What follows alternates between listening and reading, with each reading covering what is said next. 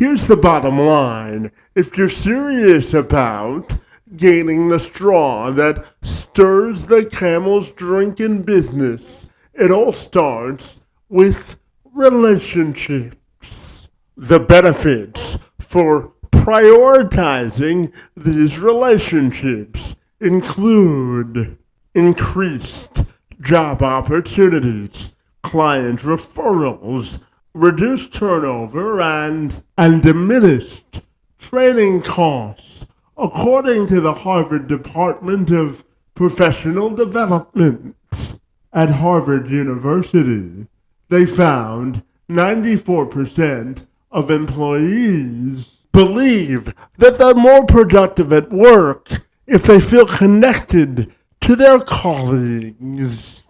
Meanwhile, 96% of employees who are connected to their job feel a sense of elevated satisfaction compared to 60% of non-connected employees. Finally, 49% of connected employees believe that they will stay longer than 5 years compared to 34% of non-connected employees who say they'll be actively looking for other sources of employment within that 5-year window. Devin Sizemore is the owner of Devin Sizemore Consulting, where he helps B2B professionals, business owners, and high net worth individuals build high-impact networks which generate consistent and predictable connections. He also holds the title of Director of Strategic Partnerships for Million Dollar Author, where they help people who sell their expertise leverage writing a book as a method to set themselves apart from their fiercest competitor and generate more sales. He's the author of the book, Connection Expansion. You're one connection away from massive success in your life and business. The book, by the way, is a bestseller. He's driven by a passion for meaningful experiences, both personally and professionally. He has spent his career building and scaling businesses which align with his principles and values. He launched his first marketing agency straight out of college. He says his journey has been defined by a commitment to add value and making a positive impact. He's a firm believer that there is great power in making authentic human connections in business, and he's dedicated to helping others succeed through the art of forming relationships. And Sizemore joined me this week to tell me more. I'm Kevin McShann. Let's have this conversation.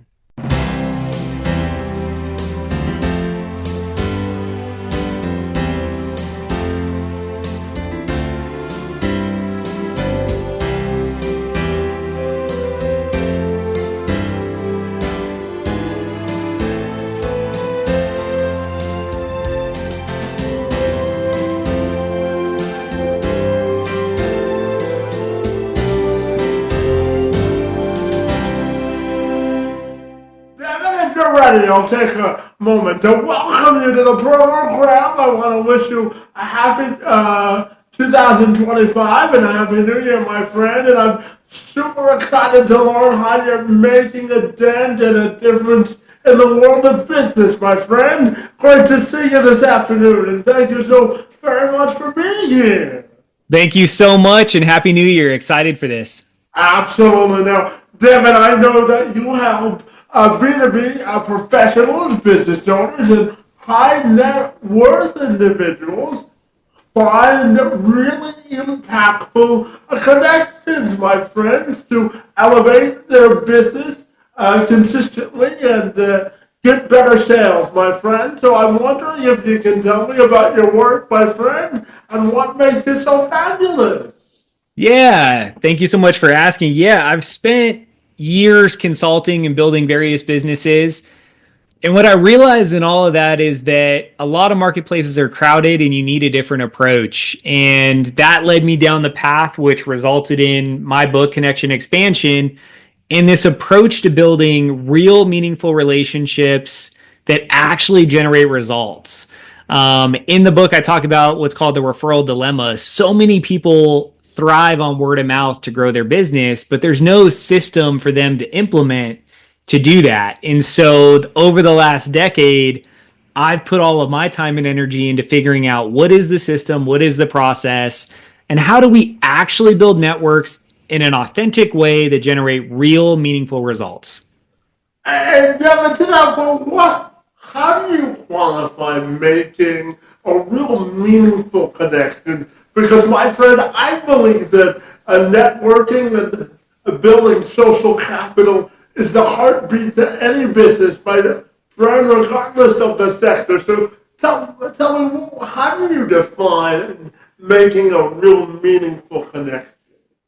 Yeah, definitely. So it's built on five core principles. And I think that these are the things that people need to implement in order to have success and build meaningful relationships.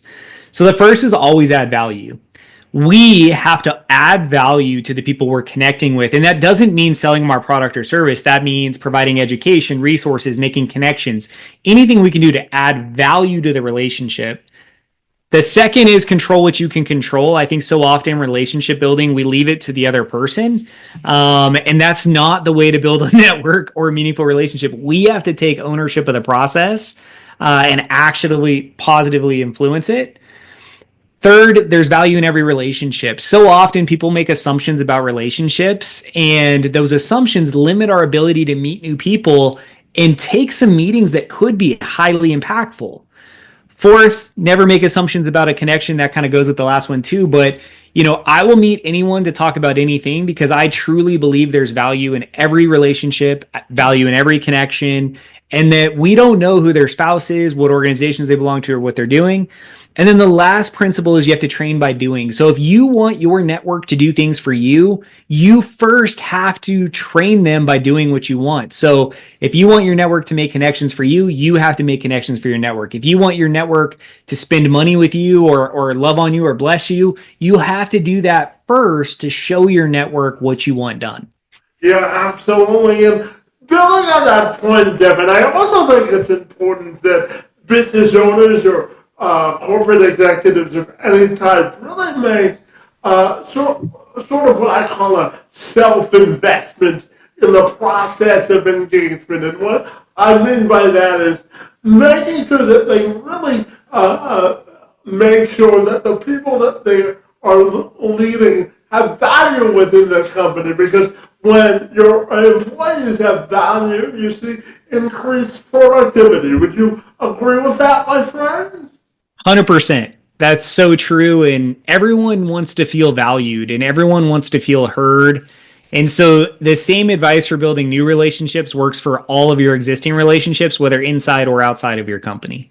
Yeah, absolutely. And, Devin, with all of your experience in business, I also wanted to ask you about social icebreakers when building new relationships, because you can be the greatest leader from a strategic or tactile standpoint, but if you can't talk to people, it's hard to build relationships. So how can we encourage business leaders or those that run organizations to be better communicators and break that social isolation? What are your thoughts there, my friend?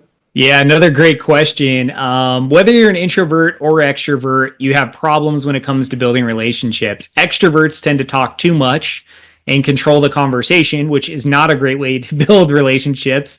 And then introverts, sometimes they're scared to get out of the car and even enter the event, right? And go out and actually network.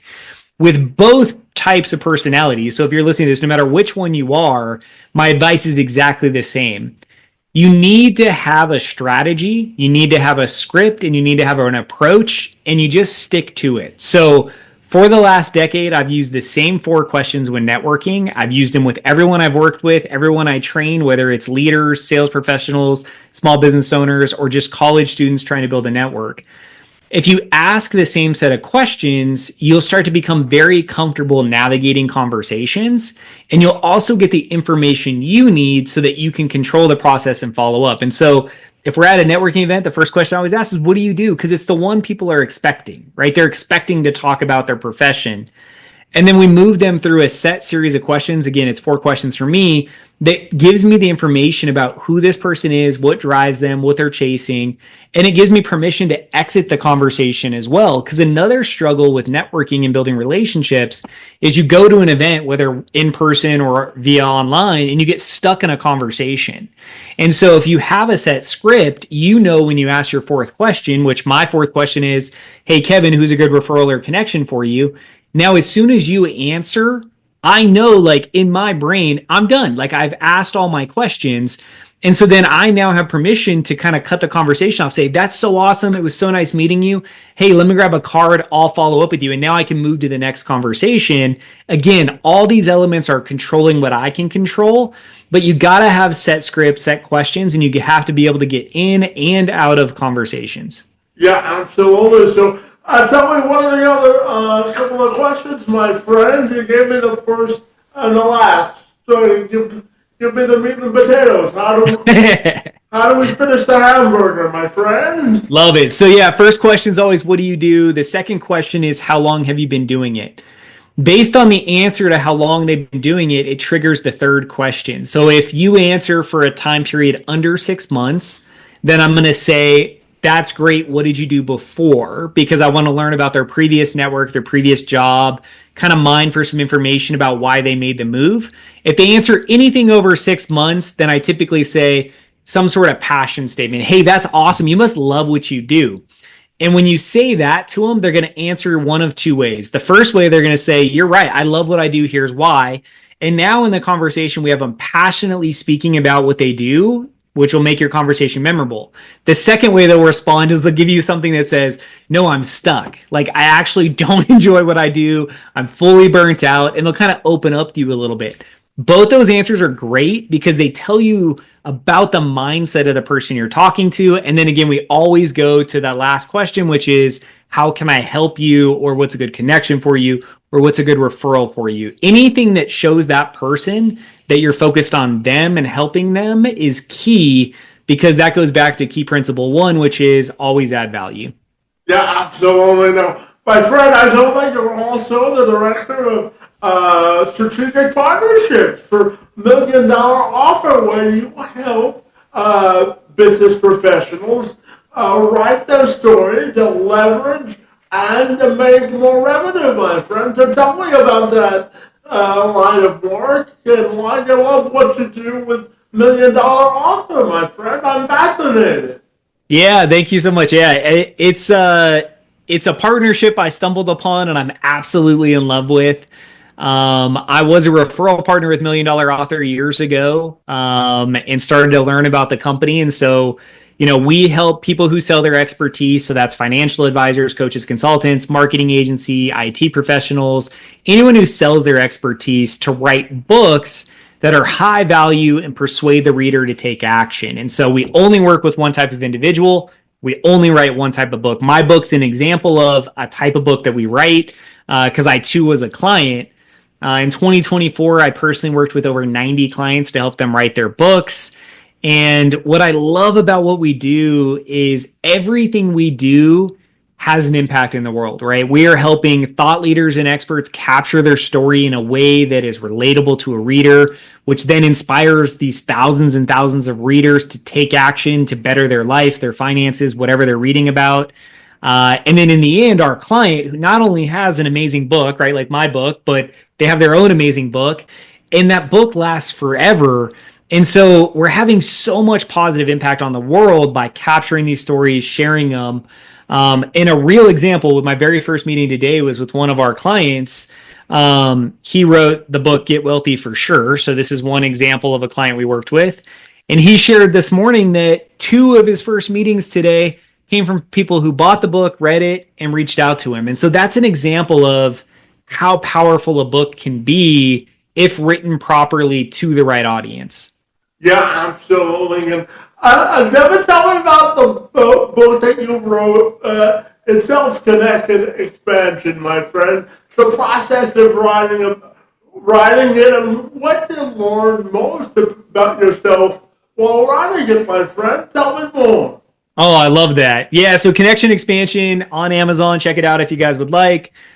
Kindle, paperback, hardcover, audiobook coming out soon. For those of you who like to listen and want to hear this voice, I apologize in advance.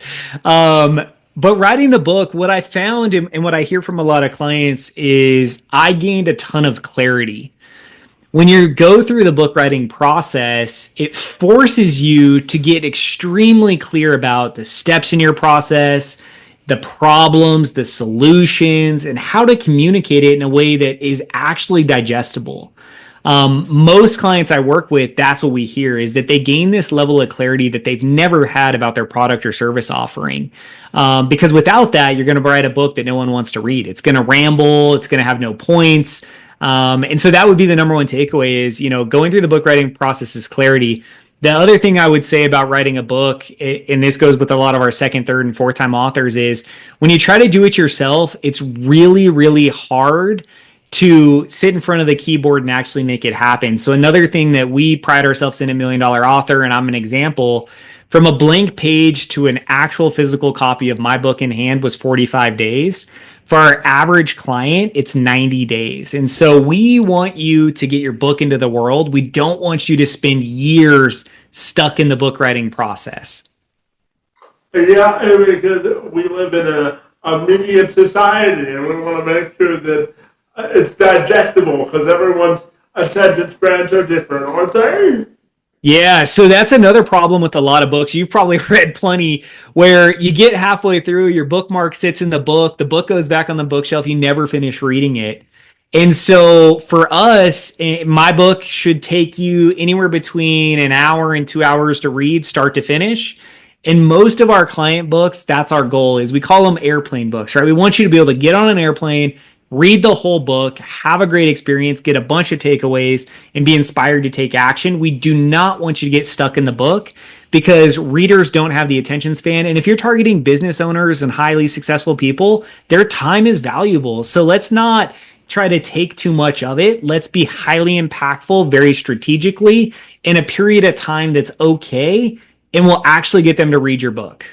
Yeah, absolutely. No, Devin, we talked earlier about how to socially icebreak a conversation, but I'm also curious to ask about how we make sure that it's free-flowing and productive on both sides, my friend, because you can get into the middle of a conversation and get off on sort of a tangent and not really get back to a core of a conversation. So how do you define a free-flowing conversation, my friend?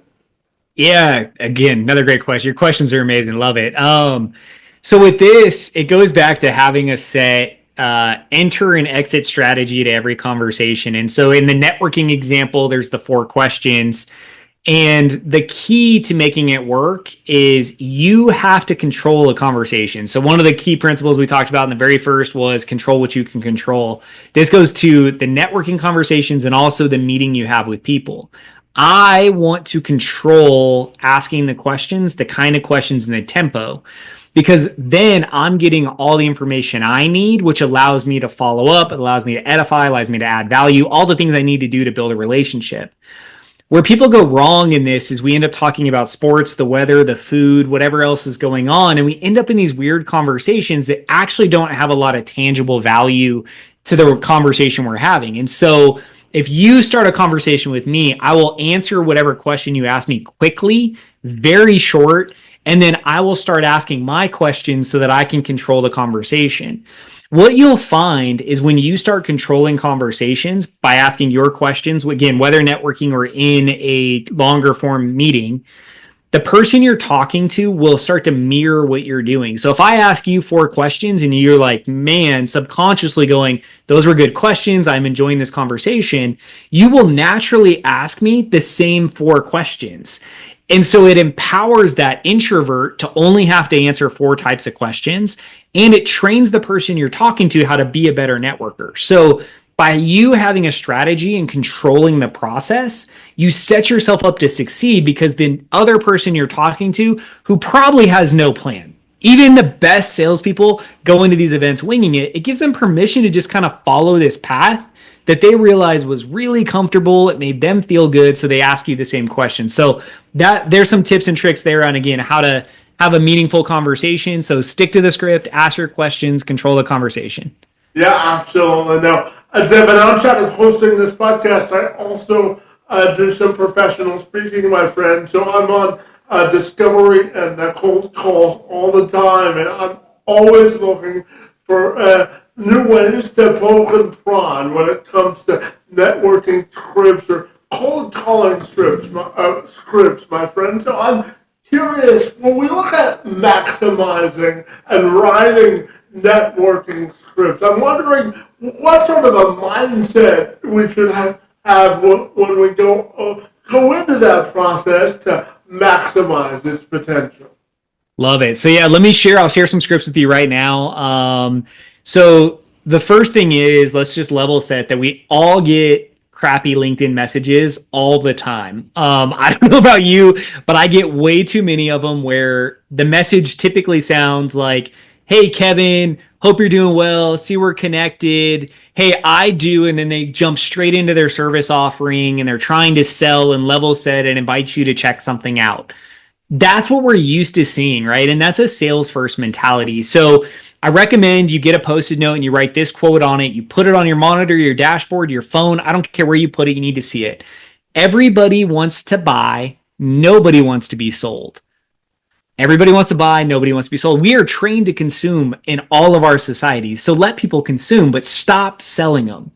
So this is the script I use. I'm going to share the one I use for following up from a networking event. And then I'm going to share my check-in script for nurturing your current network. So Kevin, if you and I met at a networking event, this is what my script would sound like. Hey, Kevin, it was great meeting you at the networking event yesterday. I enjoyed briefly learning about you and your business. I'd love to set up a time to learn more about you and your business so I can make some positive connections for you. Here's a link to my calendar. Grab a time that works for you. I look forward to connecting with you. Everything about my script is about the other person. It's about loving them and it's about helping them, which increases the number of meetings I book. Now, for a cold script with people I know but haven't talked to in a while, I use my check-in script. And that script sounds like this. Hey, Kevin, I see we've been connected for a while. Let's use a slightly different one. So, hey, Kevin, I hope you're doing well and having a great day. It's been a while since we last connected. Anything new and exciting in your world? Any new challenges? I'd love to schedule a time to catch up so that I can realign who you want to be connected with so I can be on the lookout for connections for you. Here's a link to my calendar. Grab a time. What happens is you will see a huge increase in people booking meetings because your whole script is about how are you? I'm asking about you. Let's get together so I can help you. The outcome is actually exactly what you want. You end up on a meeting with someone. And when you're in a meeting, that's where you can go deeper. That's where you can share your updates and your story. And you can look for opportunities to make more connections or work together or collaborate. But if you can't even get to the meeting, you've already failed. And so we've got to shift from this sales first, service first, talking about me mentality to this mentality of, I'm interested in you. I genuinely want to get to know you and I genuinely want to help you. Let's get together. And when you get people who push back, then I can reply and say like, hey, I'm actually not trying to sell you anything. I genuinely just want to get to know you and add you to my network. But if you don't want to take time so I can help you, no worries, right? And they self-select out and then you move on to the next person. But if you make this shift in language to this one of the 2 scripts we mentioned, you will book infinitely more meetings. Yeah, absolutely. And Devin, I'm curious to ask you about your definition of an effective networker because, no matter how many years you've made be in business or how successful that you are, personally, not everybody's a great networker, my friend, and they can use some sort of roadmap to become an effective networker. So when we look at the concept of being an effective networker, what comes to mind for you, my friend? Yeah, so I think that there's a lot of vanity metrics in the world right now, right? So whether that's how many connections you have on LinkedIn or Facebook or Instagram or TikTok followers or whatever it might be, there's so many vanity metrics, which leads into our contact database, right? Your phone has a bunch of connections, right? There's contacts in there. Your CRM might have a bunch of people in it. And so I think people have this idea that effective networking is having the biggest list. And I think that's the wrong metric. The good metric is whether it's on social, whether it's your email list, whether it's your CRM, your customers, if you ask your network to take some sort of action, will your network reply? And so if I email my network with the intent of filling my calendar and scheduling meetings, can I actually fill my calendar and schedule meetings? If I'm asking my network to make connections for me, will they do it? If I ask my network to give me feedback on an upcoming book or project, will they do it? If I ask my network to leave reviews somewhere, will they do it? So whatever action you're asking your network to do, will they do it? And if they won't, then you have a vanity metric, right? Sure, you have a 40,000 person database, fantastic, but the database doesn't do anything for you. And so that's, to me, the first part. The second part is, as a networker, are you actually doing what you want? And so often I meet people and they suck at following up, which is the majority of salespeople and business people, because life is busy, you're busy. And so in my world, what I find is by making connections within 24 hours to 36 hours of a meeting, people go, oh, Devin said he would do this following the meeting. He did it. And instantly, my relationship and my value in my network is much higher. And my network will respond when I ask them to take action. So those are the components of making a great networker, because you're others focused and your network will actually respond to whatever you're asking it to do. Yeah, absolutely. Devin, we all know that,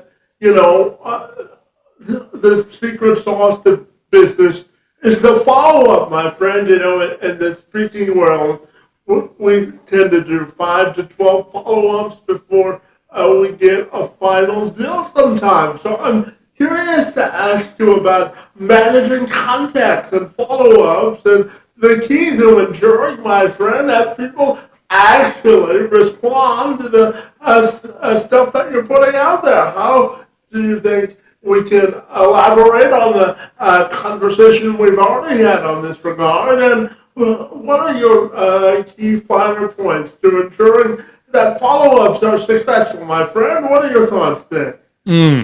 Yes. So this is a key to my system, and it's a key to sales in general, is, deals are won because you follow up longest. And it's interesting. I saw a TikTok yesterday where the guy said 3 no's and I go was kind of his quote. And the idea was if he reaches out to someone 3 times and they don't reply, he considers it 3 no's and stops following up. I love his advice. Everyone should follow that, because then for me, I'm always going to win because I'll be the last person talking to you. So that's a little bit of a joke, but in reality, I'm going to share my follow-up process briefly, and then I'm going to give you some tips because I want you to see how deep I go. If I meet you at a networking event, 24 hours later, I'm going to send you an email. Every 3 business days for 5 more touches, I'm going to send you a check-in email asking to book a meeting. If you still don't book a meeting, I'm going to check in with you for 4 weeks. So once every time for 4 weeks. So by the time I'm done with my 5 3-day touches, my 24-hour touch, my 4 touches, I'm 10 touches into talking to you, just trying to say, hey, let's have a meeting. If at that point you don't book a meeting, I move you into my nurture cycle, which every single contact in my network is in. And the nurture cycle is a 30, 45, 60, or 90-day check-in. And in those check-ins, you're going to receive those check-ins forever. There are people in my database who have received these check-ins over 100 times. And I refuse to give up following up. And so that shows you my commitment to the process. My biggest client in 2024 came because I didn't stop following up. He even hired someone else I continued to nurture and check in. He raised his hand and said, hey, I made the wrong decision. I want to work with you because you keep following up and you're not being salesy. We ended up closing a deal. It was a very like a high 5-figure deal for me last year. Now, the tip is very simple. Let's, keep it simple, stupid, the KISS analogy, right? You need to have contacts somewhere, right? Ideally in some simplified customer relationship manager. You need to assign a task to that contact so you know when to follow up. And that's all you need to do. Have a task attached to a contact and hold yourself accountable to the task list. Anything more than that is too complicated. You don't need to worry about automation. You don't need to worry about any of the other stuff. What you need to worry about is, do you have your contacts somewhere where you can manage tasks? And then can you hold yourself accountable to actually doing the task you assigned yourself?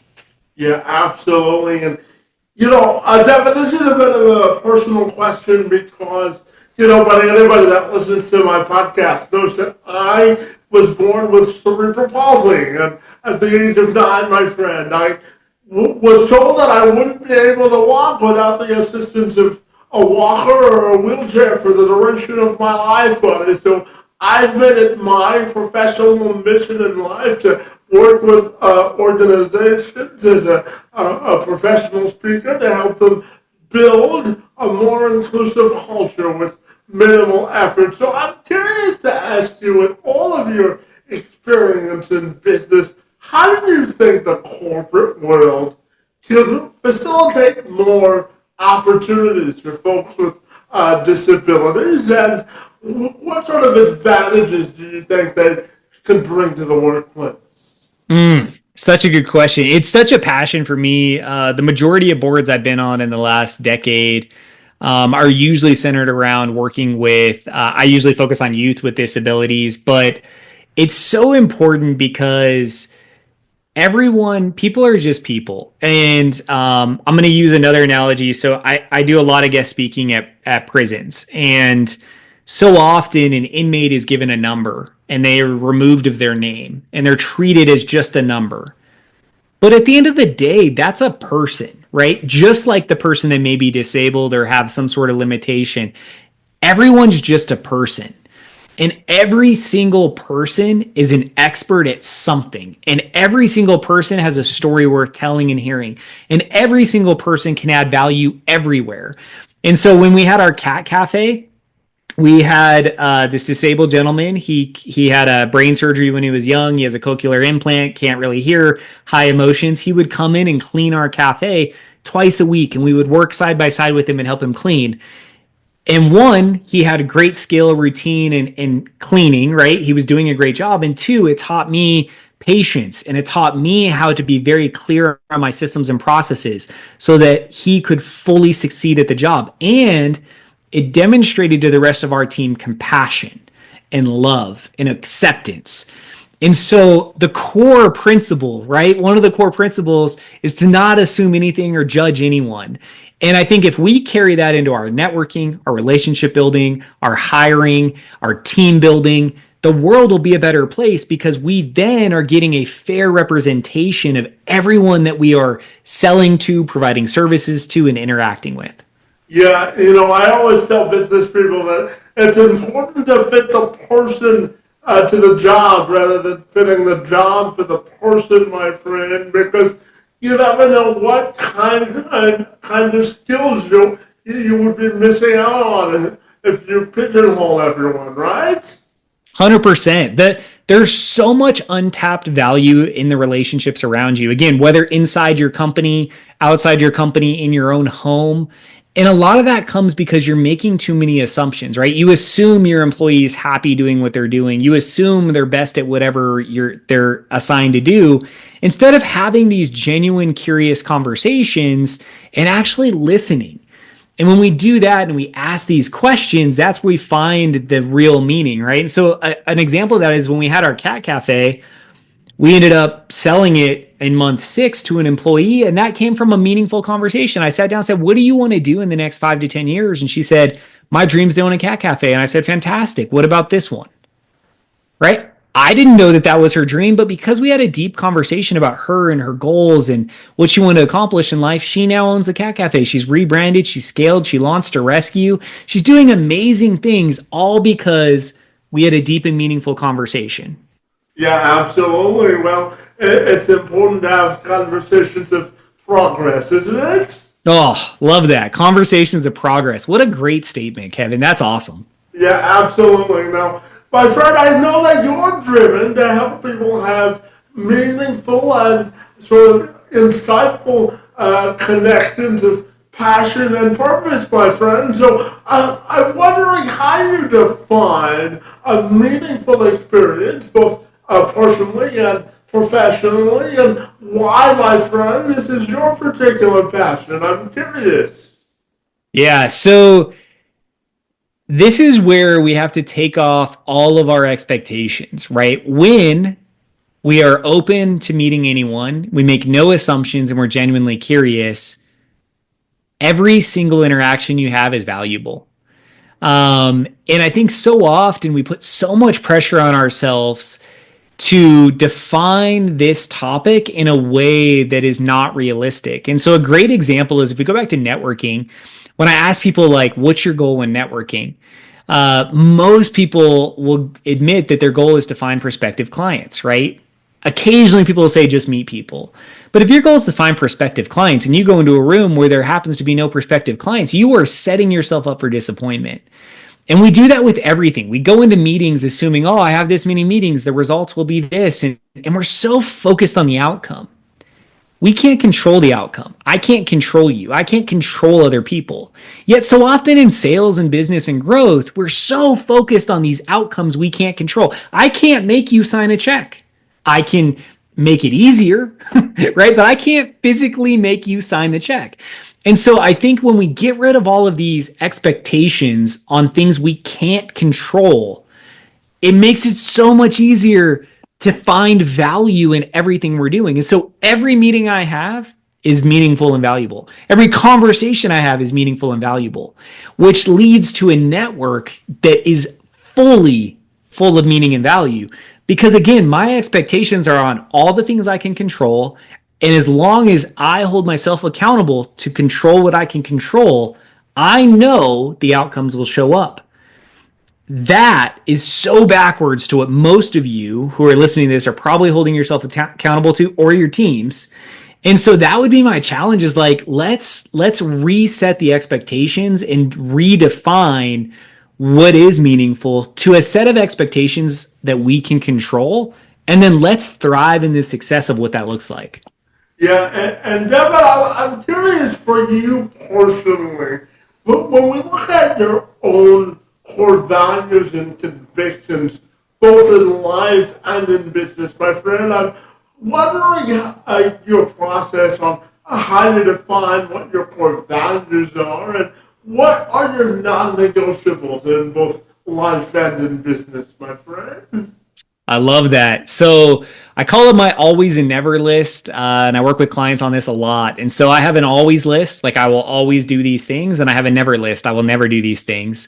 And I built that list, I refine it, and I reflect on it every 90 days. I recommend you do something similar. I'm not going to go through my whole list, but I'll give you some examples. So on the always list, the 5 principles I've already listed are on the list. I will always add value. On the never list, I will never make assumptions about a relationship. I will always nurture my network and follow up.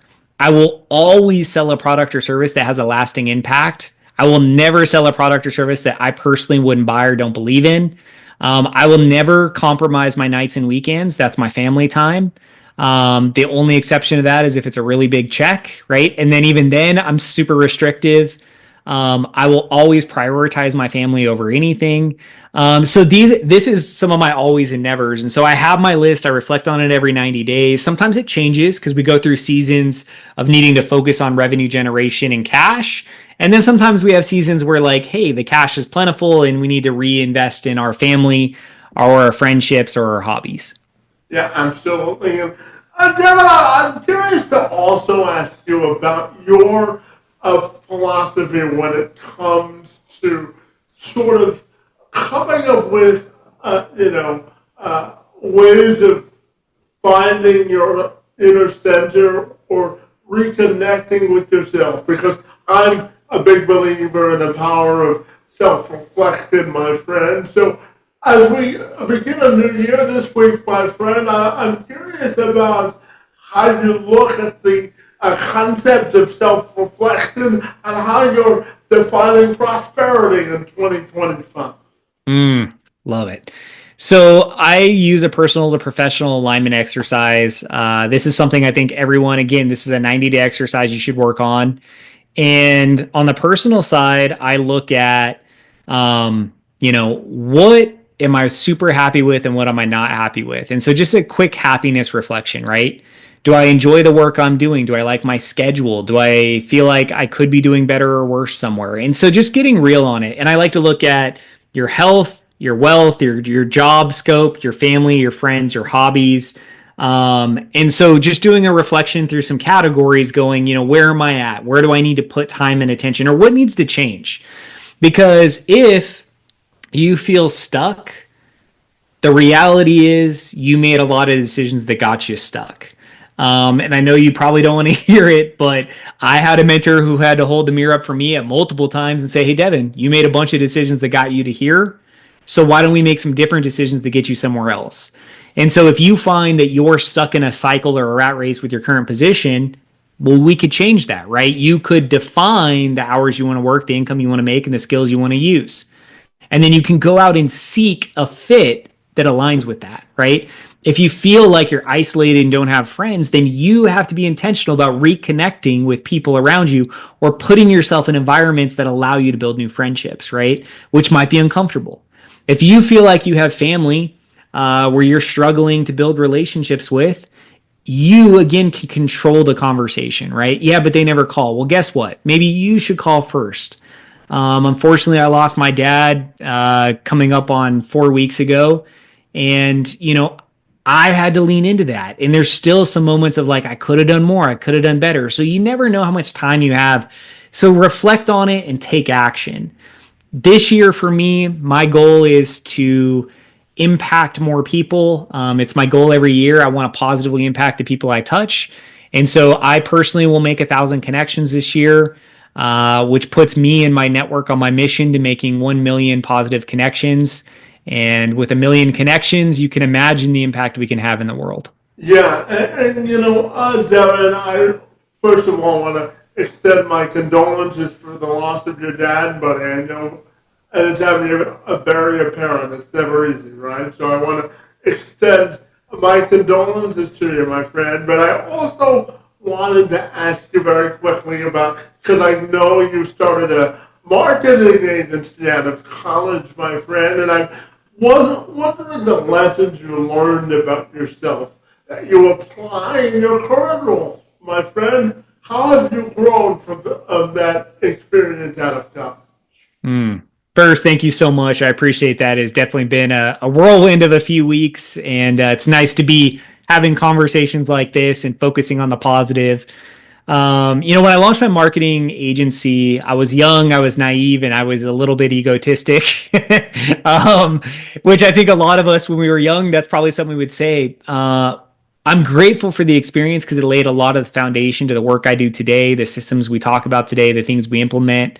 What I would say is I kind of came through this moment of you can grow too fast. And so this is a word of advice to everyone. And one thing I learned is, I'm really, really good at growth. I'm always excelled at, getting deals done and stacking revenue. But you have to be really careful you don't outgrow your ability to deliver. And in the marketing agency, we caught ourselves in a couple moments where we grew too fast and couldn't fulfill. And so you have to make sure that although you're chasing revenue, which is the lifeblood of business, right? Cash has to come in. Make sure that you're delivering the product and service and building a team that can take you and the company to the finish line. And so this developed what I call the 5 pillars of business. And so the 5 pillars are people, process, product, profit, and pipeline. And with those 5 pillars, we want to make sure we're looking at them in business and giving them an equal amount of attention when it's deserved. Because I was so focused on pipeline that I neglected some of the other pillars. And I realize now, maturing into business, that in seasons, each pillar needs attention. You might need to hire people.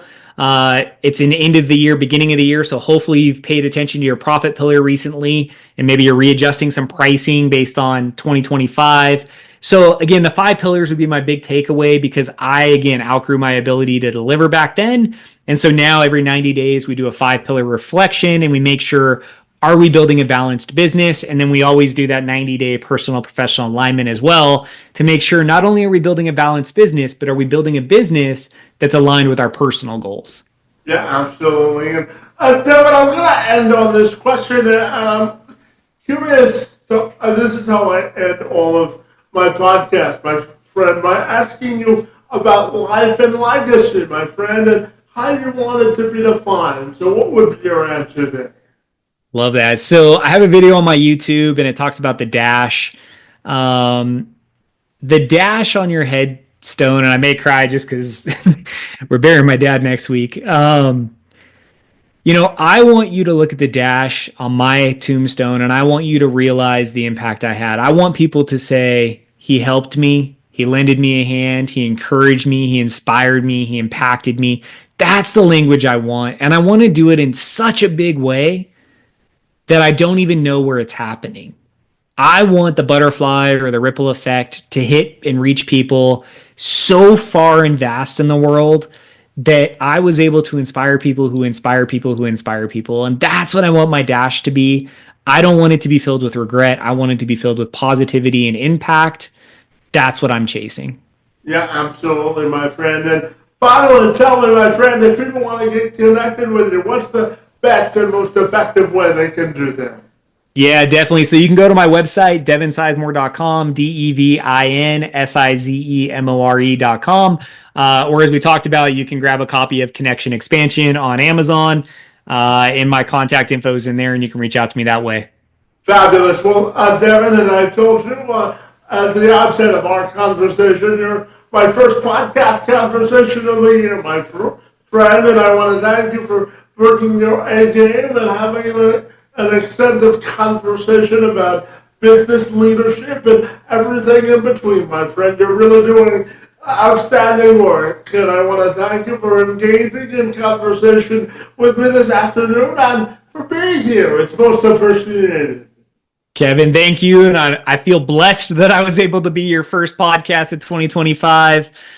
Your question asking is immaculate. I really enjoyed our conversation. Thank you for challenging me, and thank you for pulling a bunch of value out that we can share with your listeners.